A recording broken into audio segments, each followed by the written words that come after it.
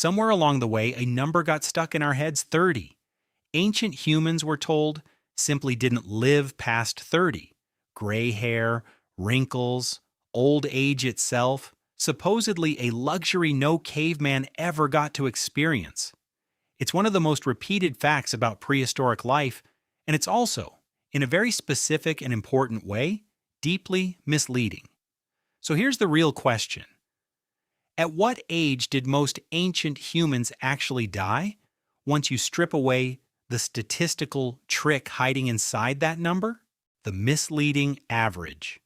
The number 30 does come from real research. Life expectancy at birth, calculated from ancient skeletal remains and demographic models. But life expectancy at birth is a very specific statistic, and it doesn't mean what most people assume. It's simply the average age of death across an entire population, including every single infant and child who died young. And in societies without modern medicine, child mortality was brutally high, often somewhere between a third and half of all children never reaching adulthood at all. Average out a population where nearly half die before age 5, and the overall number collapses dramatically, even if the adults living among them were reaching old age. The math behind the myth. Here's a simple way to see the trick. Imagine 10 ancient humans. 4 die in infancy or early childhood at around age 2. The other 6 live full lives, dying at 70.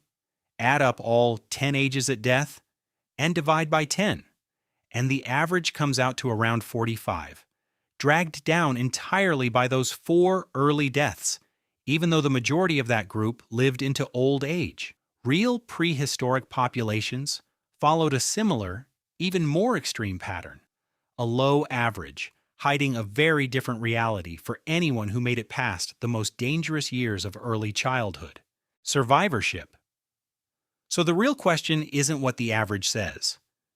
It's what happened to someone who actually survived childhood. And the answer looks completely different from the popular myth. Once a prehistoric human reached roughly 15 years old, having already survived the highest risk years of infancy, disease, and early accidents, their remaining odds of reaching genuine old age climbed sharply. Many anthropological studies of hunter-gatherer populations show that adults who made it past adolescence had a very real chance of living into their 60s, 70s, or beyond, not as rare exceptions, but as a common expected outcome. The bones that prove it. This isn't speculation. It shows up directly in the archaeological record.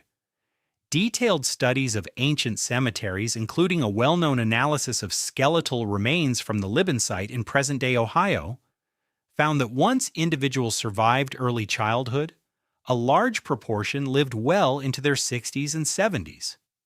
Similar patterns appear across hunter-gatherer populations studied by modern anthropologists, who found a strikingly consistent modal adult lifespan, the single most common age at death for adults, sitting around 70 years old, remarkably close to the modern figure in many countries today, once you remove modern medicine's effect on childhood survival. Before we continue, if this kind of question is the kind of thing you enjoy thinking about, consider subscribing and sharing this with someone who'd find it interesting too. Now let's keep going. The grandmother advantage. This longevity almost certainly wasn't accidental.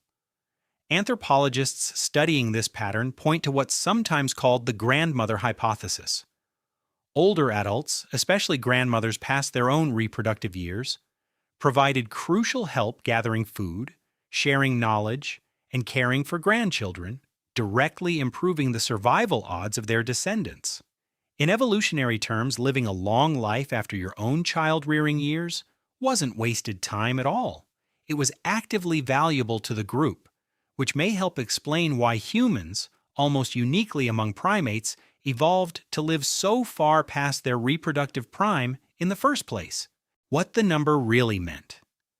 So, at what age did most ancient humans die? If you were unlucky enough to die in infancy or early childhood, the tragic answer is heartbreakingly young. and that reality shouldn't be minimized. But if you made it past those first dangerous years, the honest answer looks a lot more like today, 60s, 70s, sometimes older. The number 30 was never really about how long ancient humans lived. It was about how many of them never got the chance to, not to give you answers. To reveal the paradox. Every question has a story. Welcome to human mystery.